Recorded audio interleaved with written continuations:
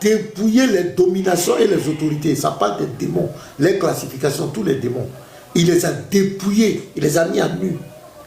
Et les a livrés publiquement en spectacle en triomphant d'elle par la croix. Vous croyez que c'est par hasard que les gens sont contre la croix?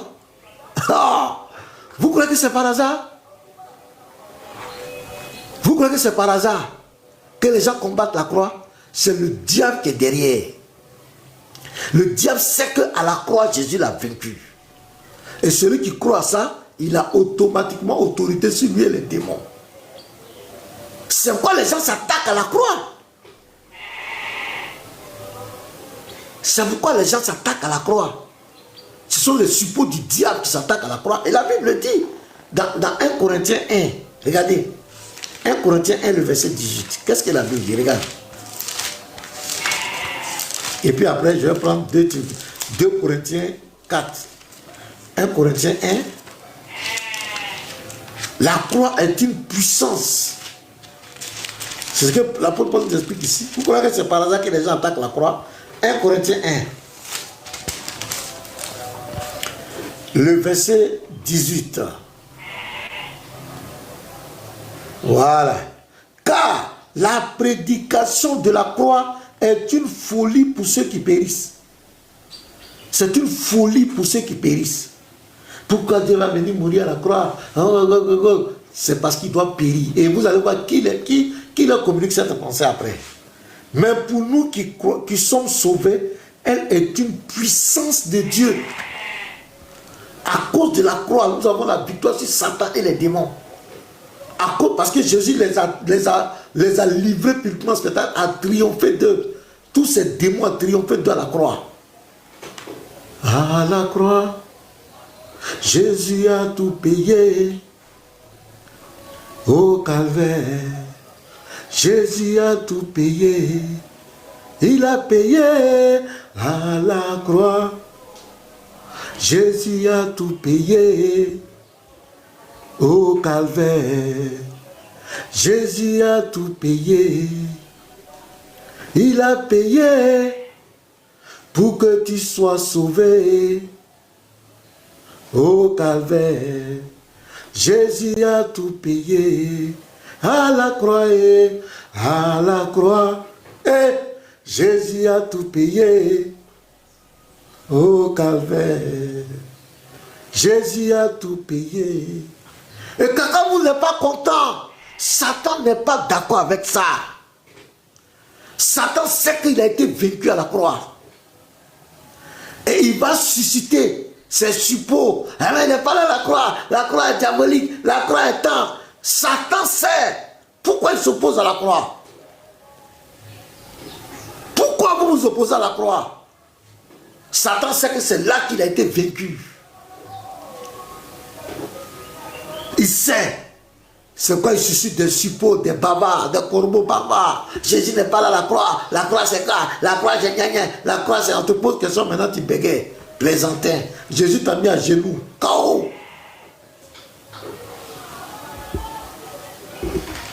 Regardez, 2 Corinthiens 4, le verset 3 à 4. Allons-y les gars. 2 Corinthiens 4, verset 3 à 4.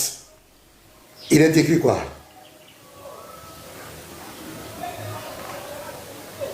Si notre évangile est encore voilé, il est voilé pour ceux qui périssent. Mais qui les a voilés? Qui les empêche de comprendre ça? Pour les incrédules dont le Dieu de ce siècle a aveuglé l'intelligence, afin qu'ils ne puissent pas briller la splendeur de l'évangile de la gloire de Christ qui est l'image de Dieu. Donc, le Dieu de ce siècle, Satan a aveuglé l'intelligence. Au point qu'ils ne comprennent pas le sang de l'amour de Dieu. Dieu dit c'est moi. Je pose cet acte pour toi par amour pour te sauver. Satan dit n'accepte pas ça. N'accepte pas. N'accepte pas. Non, par toi-même tu peux te sauver. De vous donner le royaume. Je répète, Luc 12, verset 32. Ne crains point, n'en serait moi. Dans votre ethnie, chacun a quand même dans son ethnie, on dit quoi? Ne crains point. Non, serait quoi? Chez nous là, non, serait quoi? Faut pas avoir peur. Ne crains point.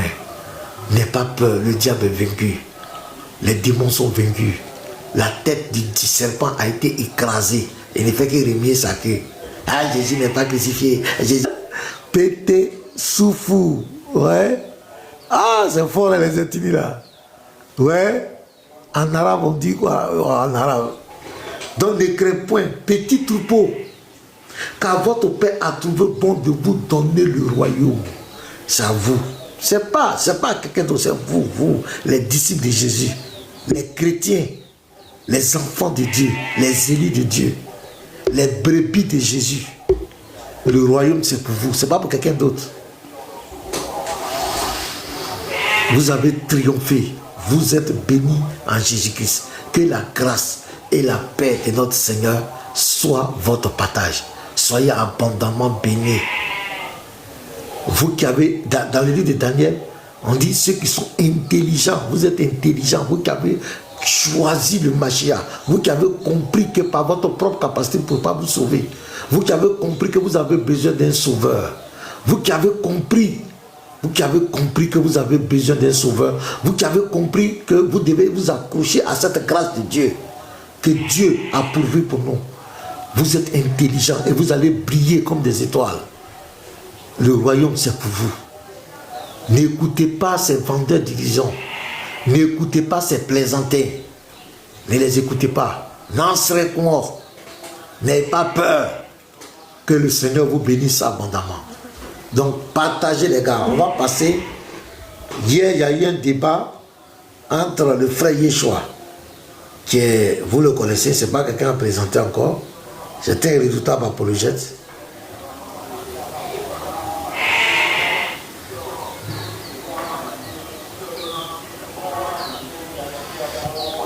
Attendez, je vais répondre à un message là.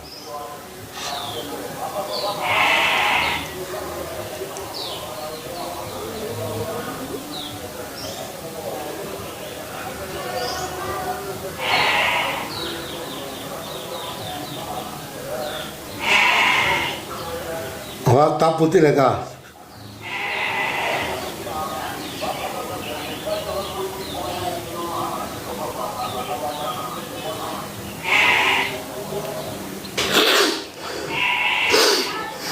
Tapoter, tapoter, tapoter, tapoter. Je vais positionner les vidéos là. D'abord, je vais vous montrer une vidéo.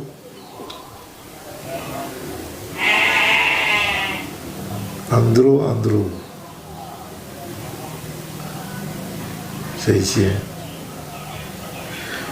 Ce personnage n'est pas à son premier délit. Je vais montrer une vidéo ici. Jean chapitre 16, verset 7. Je lis. Non, c'est pas ici là. Attends. Pas ça. Je lis sa vidéo là. Voilà, c'est ici. Voilà. Dès qu'Élisabeth entendit. On tapote les gars, on tapote, partagez, faites monter le monsieur.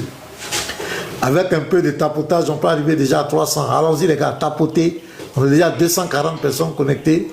Si les 240 se mettent à tapoter, écrit bon live, on va monter, faites monter le mec, allons-y.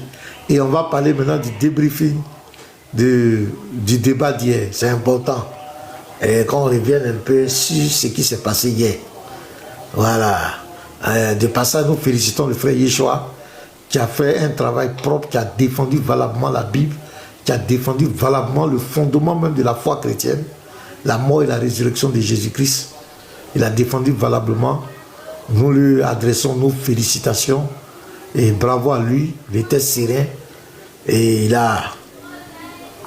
je pourrais dire même qu'il a grandi en maturité. Il a compris le débat, il a compris l'esprit des musulmans. Ce n'est pas les bavardages, il faut être stratégique. Dans un débat, il y a les points forts, il y a les points clés. Et quand tu as ton point fort, tu ne joues pas avec ça. Quand il a plaqué son adversaire, il dit je ne bouge pas. Et c'est ça le débat. Et c'est ce qu'il a fait que tout le monde va retenir. C'est ce qui est resté dans la tête de tout le monde. C'est le sang de qui? Même les musulmans, c'est ce qui est resté dans les têtes. Tu vas demander qu'est-ce que Bénista m'a dit? Tout le monde a oublié. Mais la question de Yeshua, C'est ça qui est dans notre tête. En tout cas, moi, j'ai dormi avec ça, je me suis réveillé avec ça. C'est le sang de qui? Apocalypse 1, verset 5. C'est le sang de qui? C'est ça. Et c'était le nœud du débat. C'était le centre, le cœur même du débat. Cette question. Et c'est cette question qui est restée dans la tête de tout le monde. Donc, bravo à Yeshua. Tu as su marquer les chrétiens. Et c'est clair. C'est-à-dire que tous les mensonges, les philosophies qu'il a, la question l'a tout brisé. Et c'est ça, un débatteur. C'est-à-dire qu'il reste dans la tête des gens. C'est que ton argument là, ça reste dans la tête des gens. Ils vont tomber avec ça. Et c'est sur ça que tout le monde va parler. Mais lui là, c'est quelle question il a posé que nous on a retenu. Tout le monde, on ne sait pas. Qu'est-ce que le type m'a raconté hier? Mais la question là, c'est le sang de qui là? Non, ça ne veut pas quitter dans notre tête comme cela. Ah, comment ça a quitté? Il n'y a pas eu de réponse. Donc on cherche la réponse. Voilà. Voilà, maman au ciel. Elle dit chaos à vie. C'est un chaos éternel. D'accord. C'est le sang de qui? Ah, non. Il a mis son adversaire à genoux. Tiens. Et il a plaqué le gars. Non, non, non, non, non. La bite même est chaos. Tout le monde est chaos. C'est le sang de qui? C'est le sang de qui? Un chaos technique. Merci King le Grand. Un chaos technique. Pénissant à terre. Tout son orgueil à terre. Vraiment, tous ces arguments, je n'ai rien retenu. Hein? Je ne sais même pas ce qu'il racontait. Comme d'habitude, il racontait sa vie, n'importe quoi. Mais le frère a frappé fort. Il est orgueilleux, prétentieux. Voilà. Donc, on va suivre une vidéo ici. On va suivre une vidéo. Si vous entendez bien, vous me dites. Voilà. Écoutez bien cette vidéo.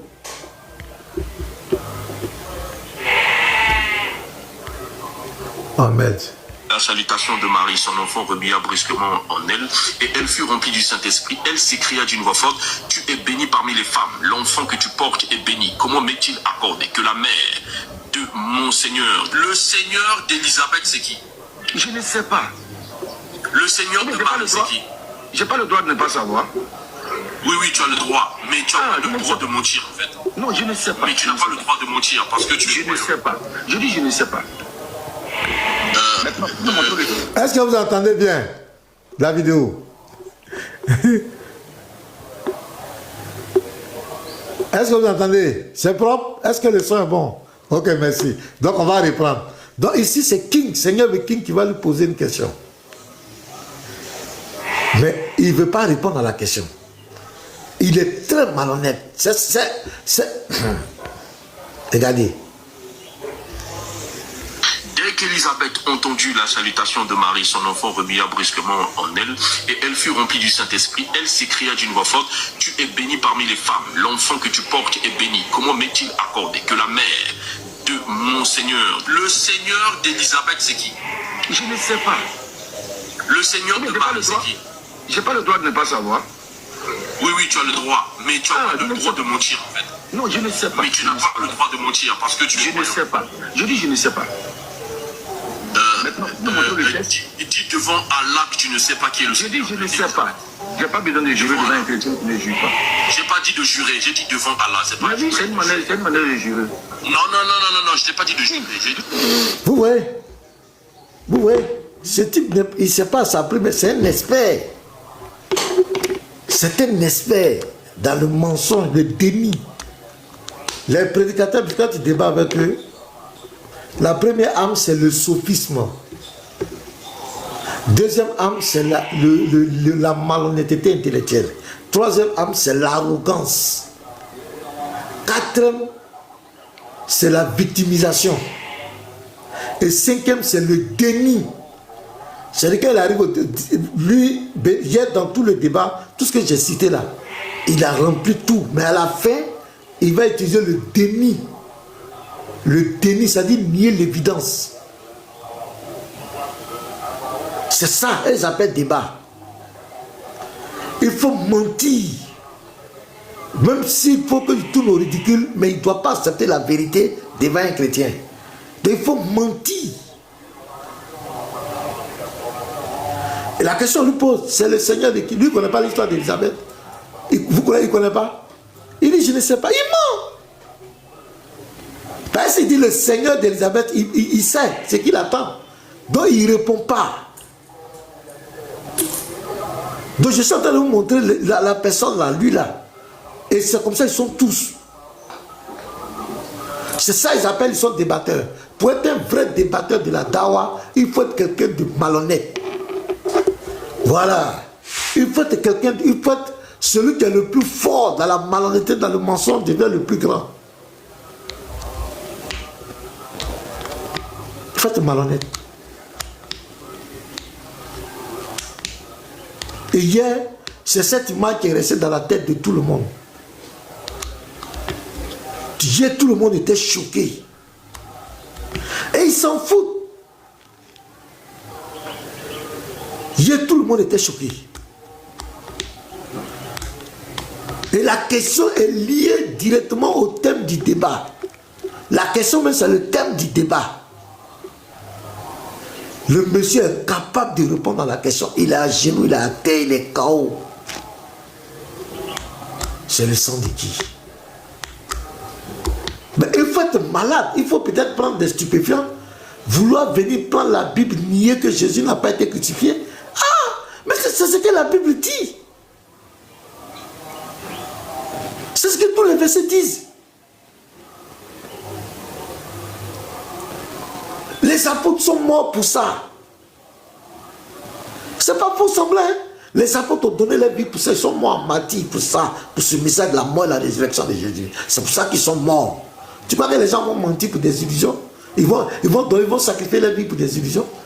Mais il faut avoir le toupet pour vouloir venir dans la Bible et prouver que Jésus n'a pas été crucifié. Et il n'est pas là à la croix, son sang ne sauve pas. Mais c'est écrit noir sur blanc. Je donne Pierre, regardez ce que Pierre lui-même dit, regardez. Je donne l'exemple de Pierre. Regardez ce que l'apôtre Pierre dit. Je vais prendre les deux apôtres. Mais non. Il faut être rempli, je ne sais pas de quel esprit quoi. Pour vouloir prouver que Jésus, non. Regardez, 2 Pierre, 1 Pierre 2. Je vais prendre Pierre. 1 Pierre 2, verset 22 à 24. Lui qui n'a point commis de péché, c'est Pierre qui parle, hein, et dans la bouche duquel il ne s'est point trouvé de fraude. Lui qui injuriait ne rendait point d'injure, maltraitait ne faisait point de menaces, mais s'en remettait à celui qui juge justement. Lui qui a porté lui-même nos péchés en son corps sur le bois, afin que mort au péché, nous vivions pour la justice. Lui par le maître duquel nous avons été guéris. Voilà l'apôtre Pierre qui parle. Pierre parle, toi tu as dit quoi? Je prends Jean. Jean 2, verset 2. Non, 1 Jean 2 plutôt. 1 Jean 2.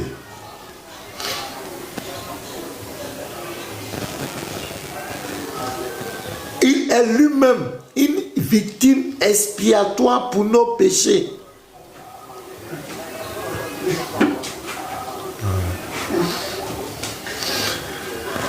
Il est une victime. Regardez même le chaos dans l'Apocalypse même encore. Regardez ce que Jean dit. Apocalypse 5, le verset. Tu vas t'en sortir comment? Et il chantait un cantique nouveau en disant, tu es digne de prendre le livre et d'en ouvrir les sceaux, car tu as été immolé. Tu as été immolé et tu as racheté pour Dieu par ton sang des hommes de toute tribu, de toute langue, de tout peuple et de toute nation. C'est Jean qui dit ça, l'apôtre Jean qui dit ça, l'apôtre Pierre dit, Jean dit, ils sont les apôtres. Et l'apôtre Paul va venir après pour enfoncer le clou. Hein? Romains 3, le verset 23 à 24. Car tous sont péchés, sont privés de la gloire de Dieu, sont gratuitement justifiés par sa grâce, par le moyen de la rédemption qui est en Jésus-Christ. C'est clair. La Bible est claire. C'est-à-dire que les Écritures sont claires dans la Bible que Jésus est bel et bien, il est venu mourir pour nos péchés. Maintenant, toi, Parce que ton Dieu allait te mentir là-bas. Il ne dit que toi, tu prends ça, tu veux prendre ta pensée là, pour venir mettre ça dans la Bible. Mais ce n'est pas possible. C'est quand on t'a posé une question, on va écouter la question. On t'a posé une question, tu as balbutié. Ah, mon frère, faut pas aller dans la Bible là, tu ne peux pas. Il faut laisser la Bible là. Dans la Bible là, Jésus est bel et bien mort et ressuscité.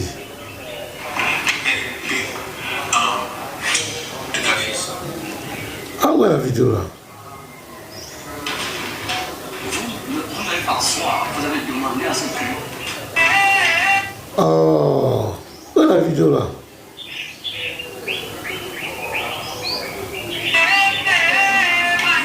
Attendez, hein. Petit réseau.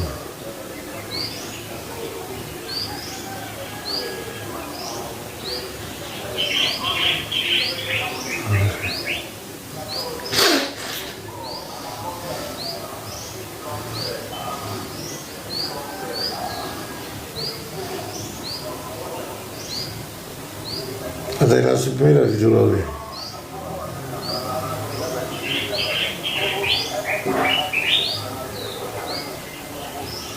Ah, regarde là.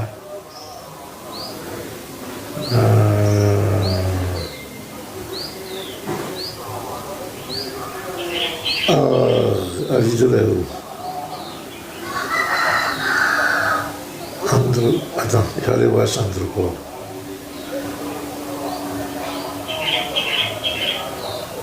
Excusez-moi, hein.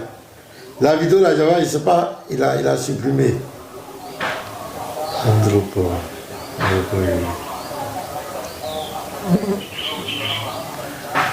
C'est ici, non?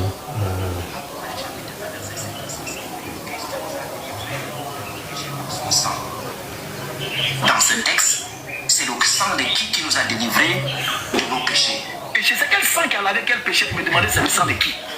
C'est le sang de personne. Commence à raconter des histoires à dormir. Question très simple. Apocalypse chapitre 1, verset 5 à 6. Christ nous a délivrés de nos péchés par son sang. Dans ce texte, Andropo.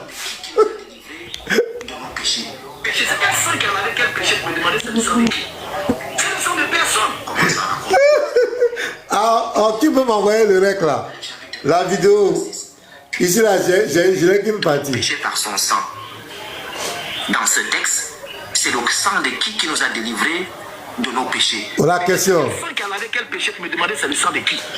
Oh, je cherche la partie là, où il dit que grossesse, tant là. Andro, est-ce qu'Andro pas est là? Oh, regarde, attends. Est-ce que, attends, je vais faire monter l'écran là. Qui a le rec là, dit là? J'avais enregistré ça, je ne sais pas pourquoi on me dit que la vidéo n'est plus disponible.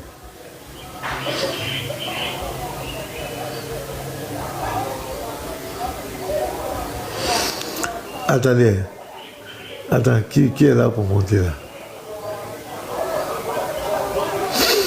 Oh, c'est pas possible. Qui a fait le rec? Garizim, est-ce que tu arrêtes ça, le débat de Yeshua là? La question là, où lui opposé et puis il n'a pas de truc là.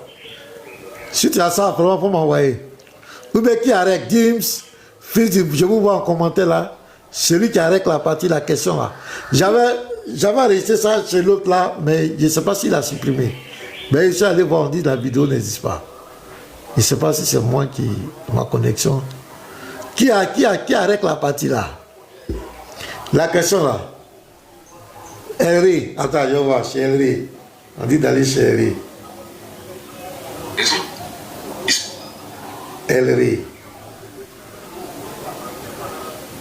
Attends, Elri. Elri, attends, on va ici. Attends. Cet esprit que vous avez montré. Commence à raconter des histoires à dormir. Question très simple. Apocalypse chapitre 1, verset 5 à 6. Christ nous a délivrés de nos péchés par son sang. Dans ce texte, c'est le sang de qui nous a délivrés de nos péchés. Les femmes chrétiennes accouchent avec douleur et souffrance. Voilà, j'ai trouvé la vidéo. Merci, frère. Donc, voici la question. La question à 10 000 euros. Les gars, partagez et tapoter. La question à 10 000 euros. On va écouter la question à 10 000 euros. Commence à raconter des histoires à dormir debout. Question très simple. Apocalypse chapitre 1, verset 5 à 6. Christ nous a délivrés de nos péchés par son sang. Dans ce texte, c'est le sang de qui nous a délivrés de nos péchés. Les femmes chrétiennes accouchent avec douleur et souffrance. Tu travailles à la sueur de ton front. Même Jésus lui-même, il a travaillé à la sueur de son front. Béni Islam dit que c'est des baptêmes, non? Il est bon, non? C'est le sang de qui répond à la question. Pourquoi est vu? C'est le sang de qui dans le verset? Madame, alors la conclusion. Voilà ma réponse. Kao, il dit alors la conclusion. Kao, c'est le sang de qui? Les femmes accouchent avec douleur. Ça a quoi à voir?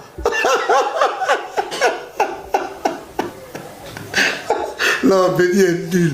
Ça, je vous assure. On va reprendre, les gars. Commence à raconter des histoires à dormir debout. Question très simple. Oui. Apocalypse chapitre 1, verset 5 à 6. Oui. Christ nous a délivrés de nos péchés par son sang. Oui. Dans ce texte, c'est le sang de qui nous a délivrés de nos péchés. Les femmes chrétiennes accouchent avec douleur et souffrance. Tu travailles à la... Donc, c'est le sang des femmes chrétiennes qui accouchent avec douleur ou bien? Les gars, mais moi, je n'ai pas bien compris.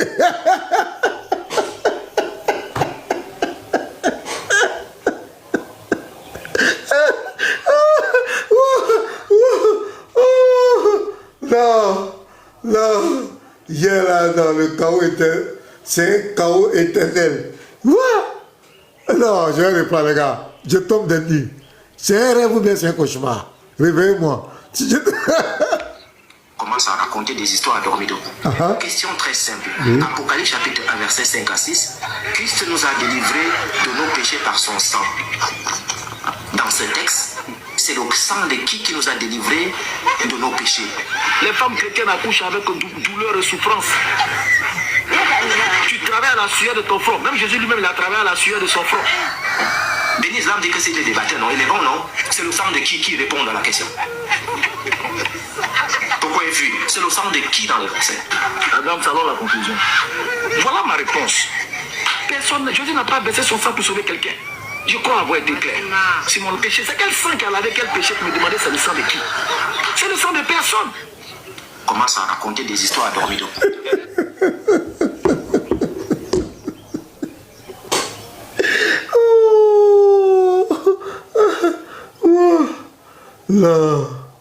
Là, bénis la parole. Tiens, ça là, ça va te suivre. De la manne de vous avez fait pour Jeff là. On a critiqué Jeff là. Toi aussi, ça là. Là, ça va te suivre. Et puis regardez l'argument. Quand vous lisez le verset de Genèse, attends, regardez les gars. D'abord, il est tellement. Il dit que si Jésus est venu mourir pour nous, comme Dieu avait dit, tu mangeras la sueur de ton front, et que les femmes. Donc, ça veut dire que ça n'a pas d'effet. Il est tellement ignorant. Il ne sait pas que même avant même que Adam ne pêche, Adam devait travailler, il devait cultiver. Et quand vous lisez le verset, on dit j'augmenterai. Ça veut dire qu'il y avait déjà douleur. Mais on va augmenter. Mais c'était mignon. Moi, je dis que vraiment, les débatteurs musulmans là, vous avez dit tout. Ça veut dire que vous êtes dépassés par les événements. Regardez le verset, les gars. Regardez. Quand on dit je vais augmenter, ça veut dire quoi? Ça veut dire qu'il y ait péché ou pas, il devait avoir douleur dans l'accouchement. Parce que c'est le sang. Voilà. C'est Apocalypse 3, le verset. Il dit à la femme, voilà, regardez, à Genèse 3, verset 16, il dit à la femme, j'augmenterai la souffrance de tes grossesses et tu enfanteras avec douleur. Et tes désirs se porteront vers ton mari, mais il dominera sur toi. Donc Dieu dit, je vais augmenter. Ça veut dire que avant, quand on dit on augmente quelque chose, ça veut dire qu'il y a quelque chose déjà. La femme, la souffrance de la grossesse, elle est là, que ce soit le péché d'Adam ou pas. Quand on dit j'augmente ton salaire, je vais augmenter, ça veut dire que tu as déjà un salaire qui est déjà là. Maintenant, je viens augmenter. Donc, que ce soit le péché d'Adam ou pas, la femme, elle devait accoucher avec souffrance. Il allait avoir des souffrances, des douleurs. Donc, quand tu viens nous dire que pourquoi les femmes continuent d'accoucher avec douleur, ça ne va pas. Ça ne va pas. Parce que d'abord, tu ne connais pas le degré de la douleur qu'elle avait et puis maintenant. Donc là, déjà, c'est un argument. Moi, je ne savais pas qu'il allait prendre cet argument. Même, il a osé prendre l'argument des 2 brigands à la croix. Ça, là, on a réfuté ça plusieurs fois. Et le frère lui a bien répondu. Mais, béni et tout. Maintenant, regardez, Adam là, avant même qu'il ne pêche, Adam devait travailler. Il dit pourquoi Jésus a travaillé aussi à la sueur de son front. Regardez. Attendez.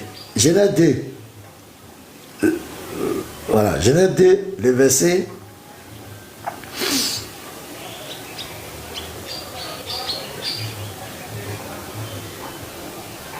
Voilà, où on dit qu'il devait cultiver là.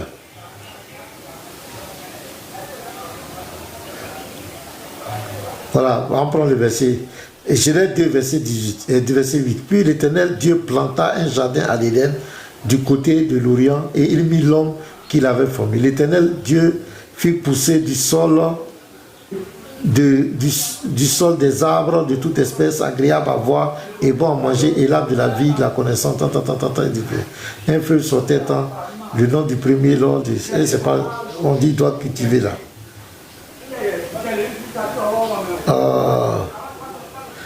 Voilà, verset 15, Genèse 2, verset 15. L'Éternel Dieu prit l'homme. Adam n'avait pas encore péché. Hein? L'Éternel Dieu prit l'homme et le plaça dans le jardin d'Éden pour le cultiver. C'est vrai, pour cultiver là, c'est pas travail. Pour le cultiver, est-ce que c'est pas travailler? Donc Adam devait travailler. Et pour le garder, donc il devait le cultiver. Donc c'est ignorant de bénir ne sait pas que le travail est quelque chose qui a été institué par Dieu avant même la chute d'Adam. L'homme devait travailler. C'est ce qu'il dit, cultiver. Il le cultive, il fait quoi? Cultiver là, c'est pas travail. Cultiver là, c'est pas travail. Donc quand je regardais ces arguments, ça me faisait rire. Même il parle de la mort.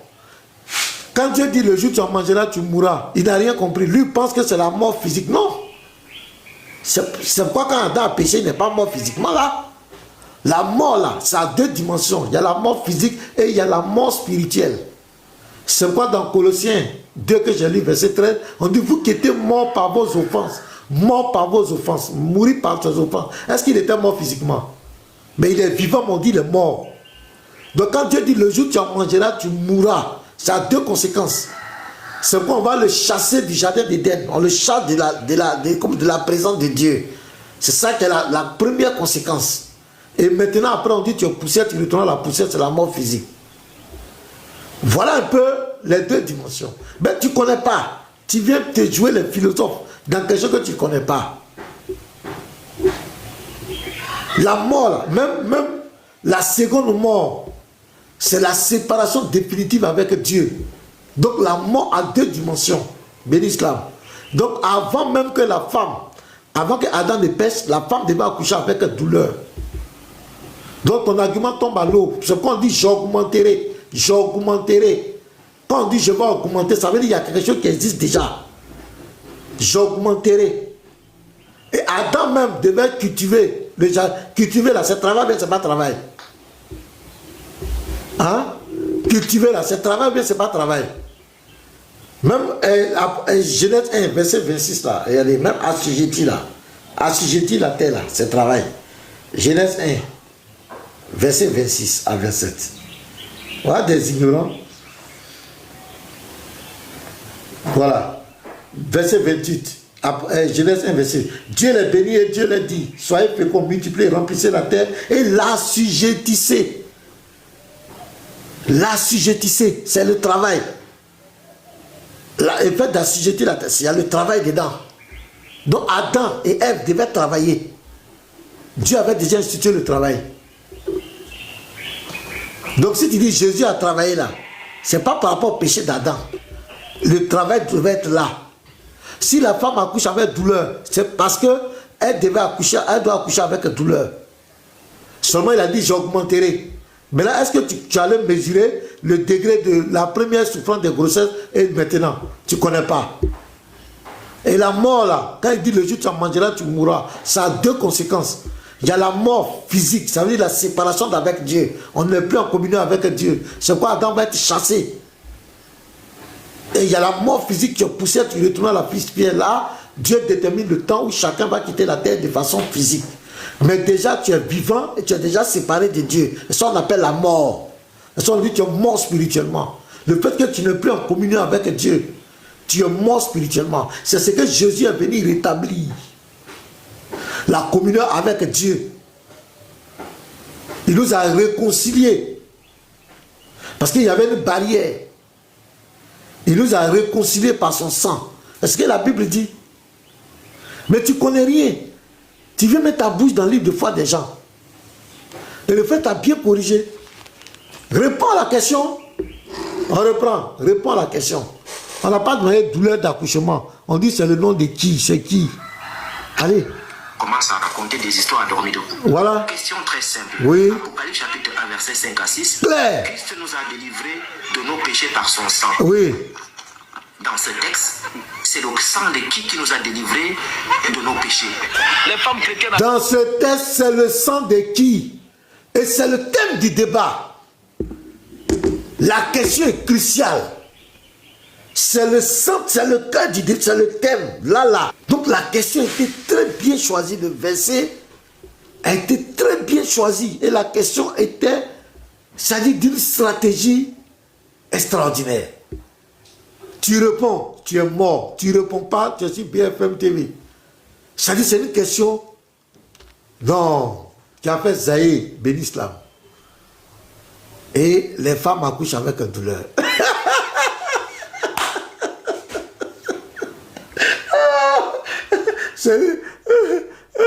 Il y a la chose, elle a mis ici, béni le gynécologue. Est-ce qu'il y a sage-homme? Est-ce qu'il y a des hommes qui font accoucher les femmes? Est-ce qu'il y a des hommes? Il y a les sages-hommes. Ou bien je ne sais pas comment on dit ça. Vous qui avez fait la médecine là, les hommes qui font accoucher là, on les appelle comment? Oui, la machette, on les appelle comment? Les hommes qui font accoucher là. C'est comme ça qu'on va appeler béni. On dit quoi? C'est sage-femme aussi. C'est sage-femme. Ah! L'homme aussi, on dit sage-femme. On dit quoi? Maïticien. Sage-femme. Maïticien. On dit quoi? On appelle maïticien. Ah, maïticien. Donc c'est béni le maïticien. Ah, moi je n'ai rien compris. On dit c'est le nom de qui? Tu dis les femmes qui accouchent avec douleur. Ah! On reprend. Commence à raconter des histoires endormies debout. Question très simple. Oui. Apocalypse chapitre 1, verset 5 à 6. Oui. Christ nous a délivrés de nos péchés par son sang. Dans ce texte, c'est le sang de qui nous a délivrés de nos péchés. Les femmes...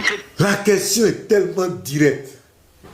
Cette question-là est tellement directe. C'est le sang de qui nous rachète. Ici, là, dans ça, là. Mon ami, c'est le sang de qui? C'est le sang de qui? Oui. Je suis musulman. C'est vrai que dans le texte, ça parle de Jésus. C'est le sang de Jésus. Qui est écrit qu'il rachète. Mais moi, en tant que musulman, je ne crois pas à ça. Voici pourquoi. Voici pourquoi. Ça, c'est honnête. C'est honnête. Moi, même quand je faisais le débat avec Aka, il m'a posé la question. Allah dit que la terre m'appartient. J'ai dit oui, c'est vrai, c'est écrit. On dit c'est Allah. C'est Allah. Je ne vais pas nier, c'est écrit. Mais j'ai dit que le fait qu'il se contredise et qu'il s'est déjà contredit sur la création, donc il n'est plus crédible. Voilà au moins quelqu'un qui est honnête. Mais tu refuses de répondre. On dit de donner le nom de la personne. Tu t'en vas raconter. Je reprends encore. Tu t'as raconté? Je vais Commence laisser. à raconter des histoires dormies debout. En tout cas. Question très simple. Oui. Apocalypse chapitre 1, verset 5 à 6. Oui. Christ nous a délivrés de nos péchés par son sang. Oui. Dans ce texte, c'est le sang de qui nous a délivrés de nos péchés. Les femmes chrétiennes accouchent avec douleur et souffrance.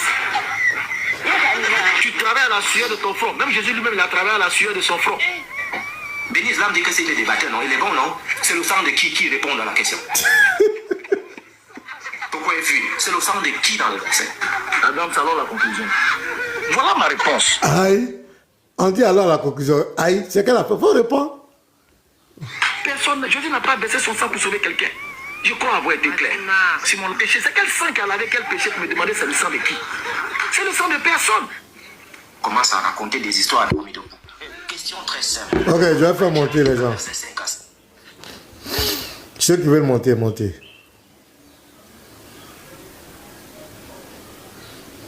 Bi, tu as suivi le débat, il faut monter ici.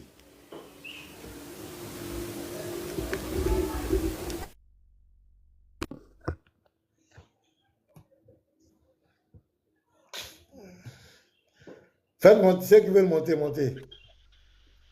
Bi, shalom. Pasteur, comment ça va? Non, ça va bien. Et chez toi, frère? Ouais, ça va par la grâce de Dieu. On est là-haut. Des jours, hein? Ouais, je suis là. Je suis là, c'est juste que bon. Comme c'était la période des fêtes là, avec les business que j'ai fait là, donc j'étais un peu pris. Ah, d'accord. Donc c'est ce que. Tu as suivi le débat là hier? Il a suivi dès le début, mais moi-même d'abord, il n'y a pas menti. Le thème m'énervait. Je ne vais pas vous mentir. C'est-à-dire, il y a des débats qu'on peut faire sur la divinité de Jésus-Christ. Même parler de dire que le sang de Jésus ne sauve pas, bien la mort de Jésus ne sauve pas. C'est comme si on jetait le discrédit sur la Bible. Pourquoi je le dis? Des choses sont écrites noir sur blanc. En d'autres termes, la Bible dit que Jésus est mort pour nos péchés. La Bible dit que c'est son sang qui nous sauve. C'est écrit noir sur blanc. Et quelqu'un lui voit, mais lui dit ce qui est écrit, c'est faux. Il ne peut pas faire débat avec lui. Parce qu'on fait un débat sur la base de ce qui est écrit. D'abord, si c'est écrit et que peut-être la compréhension peut être floue, mais c'est écrit noir sur blanc. Il est mort. Il est mort. Il est mort. Il est mort. Il est ressuscité. Il est mort. Il est ressuscité. Bon, je vais venir faire débat avec toi. Pourquoi? Ce qu'on va faire, c'est juste que tu vas faire, c'est-à-dire c'est pour nier mes textes. En d'autres termes, essayer de démontrer que les textes, ce qui est écrit là, c'est faux. Or, c'est écrit, que ce soit faux, que ce soit vrai, mais est-ce que c'est pas écrit qu'il est mort? Est-ce que c'est pas écrit qu'il est mort pour nos péchés? Ça, c'est ma foi. Ça s'arrête là. Le reste n'est pas obligé de croire ce que ma foi dit. Il y a des débats où on peut faire Jésus est Dieu. Souvent, face à elle est musulmane. Parce que soit il y a des textes qui montrent que bon, c'est un homme, d'autres textes qui montrent que c'est Dieu, d'autres textes qui montrent qu'il est il est prophète. Donc, ce genre de débat, on peut le faire. Mais il n'y a aucun texte dans la Bible qui dit que Jésus n'est pas mort. Il n'y a pas de texte. La Bible, elle est écrite. Donc, la Bible n'est pas à la base de ta mauvaise compréhension. Donc, pourquoi venir m'asseoir, venir faire un débat sur ça? C'est-à-dire, c'est comme si des gens, on laisse les gens discréditer la Bible. Dès que le débat a commencé, je suis à montrer les textes. Le débat devait... Lui, il reconnaît que Jésus est mort.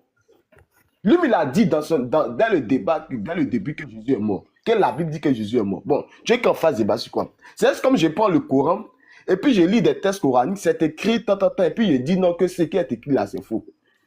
Non, non, c'est écrit, on doit croire sur la base de ce qui est écrit. D'abord, on doit croire sur la base de ce qui est écrit. Je prends l'exemple simple. Il y a certaines sourates qui disent qu'ils ont envoyé Jésus après, après les prophètes Jésus, fils de Marie. Et puis ils disent non, c'est faux. C'est pas ce qui est écrit, ce n'est pas Jésus qu'ils ont envoyé. Que c'est un autre individu. Mais le Coran dit qu'ils ont envoyé Jésus après les prophètes.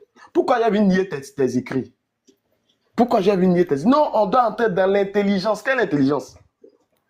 Quelle intelligence? C'était la niaiserie. C'est que, quand moi je vois ce genre de thème, moi ça me fait mal de débattre avec ce genre d'individus, de venir patauger dans la Bible, de venir nier les textes de la Bible, non, on reconnaît. Tu apprends quel texte?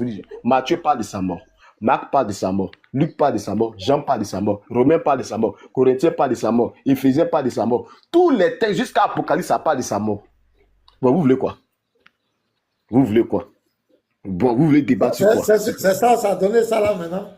C'est là, Ouais, là maintenant. donc, Voilà ce donc que je voici. Donc, quand j'ai après, je n'ai même pas terminé même le débat. J'ai préféré quitter et puis je continue. Je suis allé scroller, je suis allé écouter une musique sur YouTube parce que je voyais la mauvaise foi. Moi, j'appelle ça la mauvaise foi. C'est tout, j'appelle ça la mauvaise foi. Tu peux dire que Jésus n'est pas mort selon ta foi islamique. Que dans le Coran, on dit que c'est un faux semblant, qu'il n'est pas mort. Ça, c'est ta foi. On ne peut pas arracher dans ta foi. On ne peut pas arracher ça dans ton écrit. C'est ce qui est écrit dans tes textes coraniques. Moi, je vais arrêter là. Toi, c'est tes textes coraniques qu'on dit. Mais moi, mes textes bibliques disent qu'il est mort. Mais maintenant, si on veut faire un débat, on va prendre les deux. Et on va rentrer sur le domaine de l'histoire. On va utiliser, c'est-à-dire ce qu'on appelle la conscience humaine. La conscience humaine voudrait que quoi? Que quand on parle des témoins, c'est ceux qui ont assisté à la scène. Mohamed n'est pas témoin. Devant toutes les juridictions, tu vas ouvrir celui-là.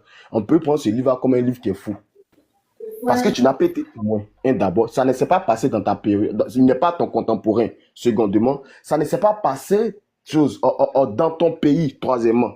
Donc, l'histoire s'est passée 600 ans, bien 500 ans avant que toi, tu ne viennes. Toi, tu es venu plus tard dans un autre pays, tu dis que la scène qui s'est produite là-bas, toi, tu as reçu une révélation. Et non pas une recherche historique exacte, non, une révélation que toi, ton Dieu t'a dit qu'il n'est pas mort. Donc, quand tu en prends sur ces bases de données, on te dit non. Voici ces témoins qui l'ont dit. Ils ont laissé des témoins, ils ont laissé des choses, ils ont fait tant, toutes ces choses-là. Donc, c'est sur la base comme ça qu'on peut débattre sur les deux choses des fois pour essayer de montrer chacun sa foi. Mais on vient s'asseoir dans la Bible pour dire non, Jésus n'est pas mort, il n'est pas mort. On prend Matthieu 8 ans, il n'est pas mort. On prend Marc, il n'est pas mort. On prend Hébreu, c'est quoi ça? Donc, moi, ça, à un moment, ça m'énervait. Je n'aimais plus terminer le débat parce que ces gars-là, ils sont méchants. C'est-à-dire, quand je dis ils sont méchants sur la base des textes. Qu'est-ce qu'on peut leur dire qui va ajouter à notre foi? Donc, c'est ce que je voulais toucher là. Merci bien, c'est propre, c'est correct. Souvent ils disent que nous aussi, les textes le disent, pourquoi nous on nie? Moi, je vais donner ma position claire sur ça, et je le répète. Par exemple, quand moi je nie la divinité, par exemple, d'Allah, le Dieu de l'islam, c'est parce qu'il y a déjà un Dieu qui a parlé clairement. Dans la Bible, il a parlé clairement, il a monté ses attributs. Et le Dieu de l'islam veut se faire passer pour ce Dieu. Là, ça devient un problème. Parce qu'il veut se présenter comme le Dieu d'Israël. Il dit c'est lui qui a envoyé tous les prophètes. Alors que quand on regarde, lui, ses attributs, sa manière de fonctionner, avec le Dieu qui a envoyé les prophètes, ce n'est pas le même. Par exemple, le thème fils de Dieu, par exemple. C'est un thème Père et fils de Dieu. 109 fois, c'est proclamé dans la Bible. Le Dieu Yahweh se présente comme Père. 109 fois dans la Bible. C'est très sérieux. Et il dit que nous sommes ses enfants. Depuis l'Ancien Testament. C'est un exemple. Mais le Dieu qui parle dans le Coran, lui n'a pas compris le thème enfant de Dieu, fils de Dieu. Et c'est sur cette base qu'il accuse les chrétiens. Et même des juifs. Quand la sourate 9, il dit que Isère, on dit Isère c'est Esdras. Depuis quand les juifs ont dit que Esdras est le fils de Dieu? Depuis quand ils ont dit ça? Et il dit, et lui comprend que de façon biologique. Il accuse les chrétiens. Parce que le terme, c'est walad. Ça veut dire fils biologique. C'est de façon charnelle. Il dit que les chrétiens disent que Dieu a eu des rapports biologiques, des rapports sexuels avec des femmes pour avoir enfants. C'est cette base qu'il a écrit le Coran. Donc quand on regarde ça, on a le droit de dire que ce Dieu-là n'est pas le véritable Dieu. Il n'est pas le Dieu d'Israël. Quoi qu'ils disent qu'il est ça, mais c'est pas normal. Mais pour le cas de la mort et la résurrection de Jésus, il n'y a pas une histoire antérieure. Et c'est un consensus au niveau, il n'y a pas de divergence sur les chrétiens. Et comme Bisraël a dit, les textes sont clairs. Les textes sont clairs. À moins de faire du sophisme. Mais un point là, nous on fait débat parce que ce Dieu-là se fait passer pour un Dieu qui n'est pas. Il y a un autre Dieu qui a déjà parlé. Lui, il veut se présenter comme ce Dieu.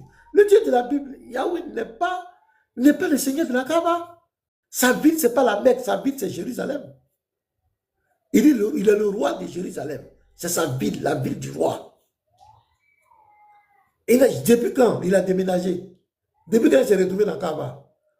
Donc, nous, comment on appelle, nos questions qu'on pose sont légitimes. Mais pour le cas de Jésus-Christ, comme Bill a dit, il n'y a pas un test, il n'y a pas un test ni ça, il n'y a pas une histoire qui est passée avant, on n'a pas copié une histoire quelque part. C'est tous les chrétiens. Peut-être il peut y avoir débat sur la divinité, il est Dieu, il est le Dieu tout-puissant, il est le Dieu de la Trinité. Mais en termes de mort et résurrection de Jésus, je ne pense pas, en tout cas à ma connaissance, qu'il y ait des divergences au niveau des chrétiens. Je ne pense pas qu'il y ait des divergences au niveau des chrétiens. Donc, venir dans la Bible et vouloir nier, voilà ce que ça donne. Là, je vais la vidéo encore. Voilà ce que ça donne. On te plaque cette question. Commence à raconter des histoires à dormir debout. Voilà Question très simple. Oui. Apocalypse chapitre 1, verset 5 à 6. Ouais. Christ nous a délivrés de nos péchés par son sang. Oui. Dans ce texte, c'est le sang de qui nous a délivrés de nos péchés. Les femmes chrétiennes accouchent avec douleur. Voilà ce que ça donne. Voilà que tu ne peux pas répondre. C'est risqué de venir mettre ta tête dans un livre de foi où tout est écrit que Jésus est mort et ressuscité. On te pose question maintenant, tu ne peux pas répondre. Les femmes chrétiennes accouchent avec douleur, ça a quel sens? Ça a quel voix? On dit le nom de qui? On veut voir le nom de la personne. Tu ne pourras pas répondre, tu parles de conclusion. Et tu as perdu le débat. Clair. Shalom les frères. Seigneur le King, bienvenue Océanba, King le Grand, Ahmed, Jean 1-1, Christ Rédempteur, bienvenue. Vous avez la parole. Tour à tour. Shalom, pasteur. Shalom. Merci, je vais prendre rapidement. Pasteur, mais hier, on a assisté à une tragédie, une tristesse intellectuelle. Du point de vue d'abord intellectuel, Béni Islam, c'est vraiment une tragédie intellectuelle. Si c'est ça, le niveau de l'intellectualisme de la jeunesse africaine. Mais on va donner raison à ceux-là qui combattent l'idée même de la religion. Les kémites disent que la religion rend abruti l'homme. Mais là, sur le point de vue intellectuel, pasteur, bénis Islam devant une évidence. Et je bénis Dieu du fait que vous avez mis en liaison la question qui lui avait été précédemment posée par le frère Le King. C'est la même attitude. Oui. C'est la même attitude.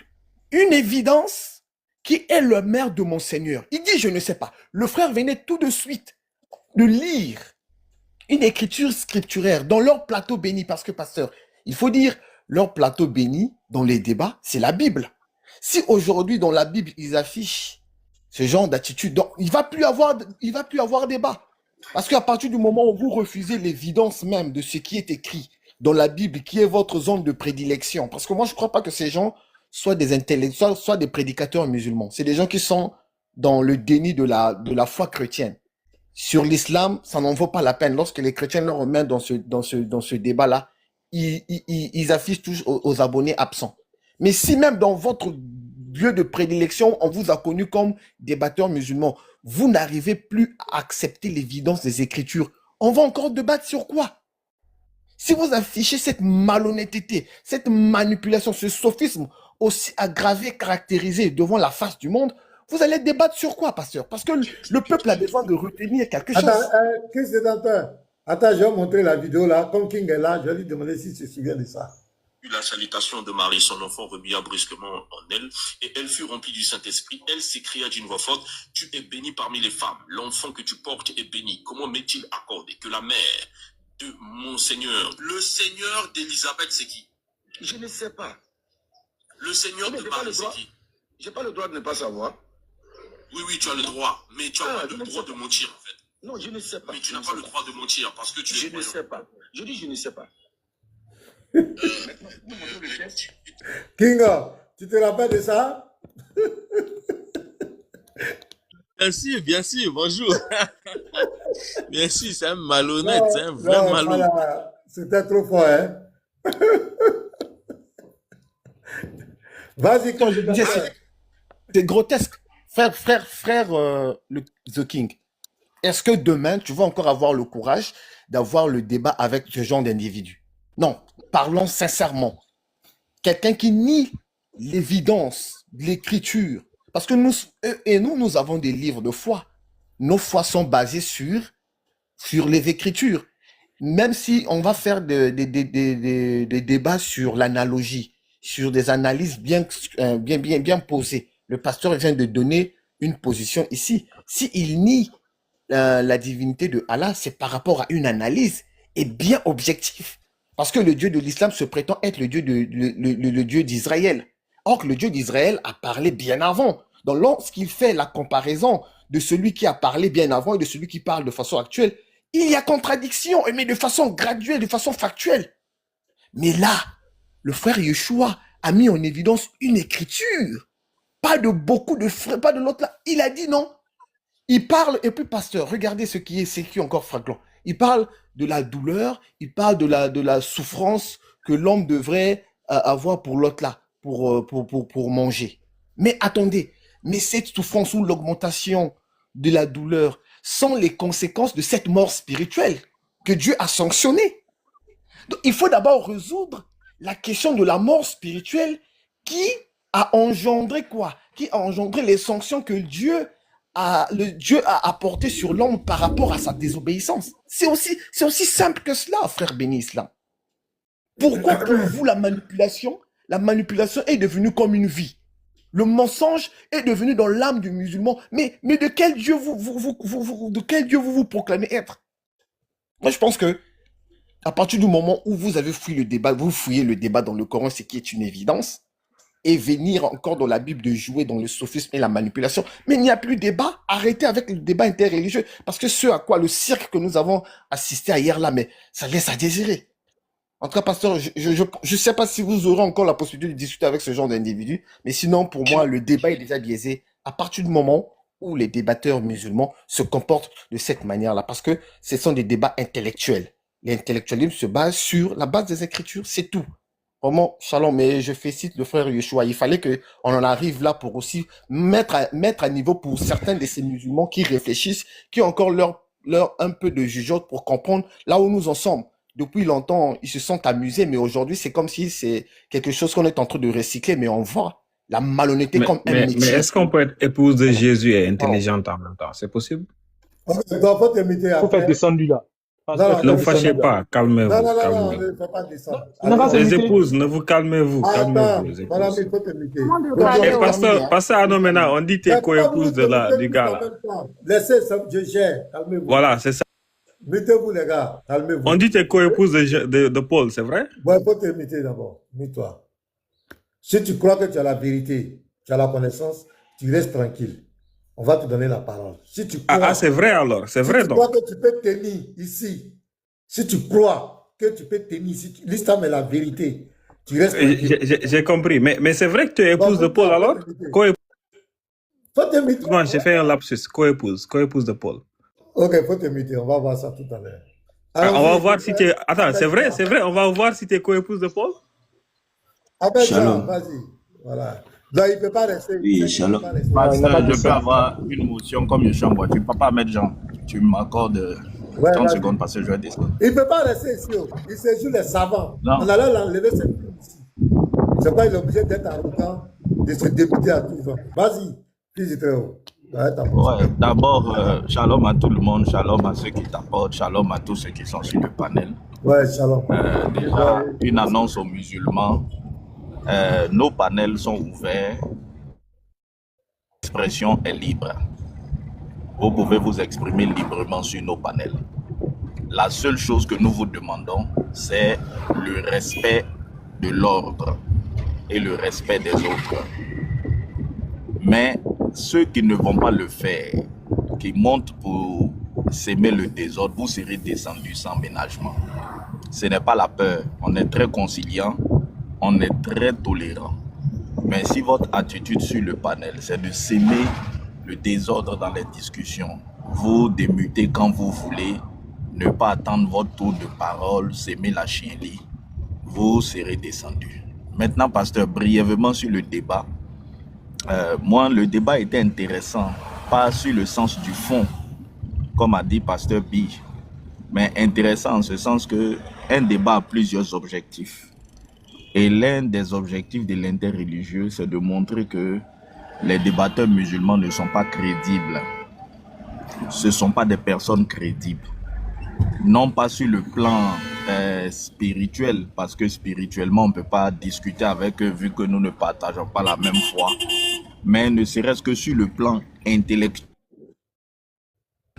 qui est le plan commun à tous les humains qui sont partis à l'école. C'est-à-dire que si nous sommes tous partis à l'école et qu'on a tous fait des études, au moins intellectuellement, on doit pouvoir être égaux.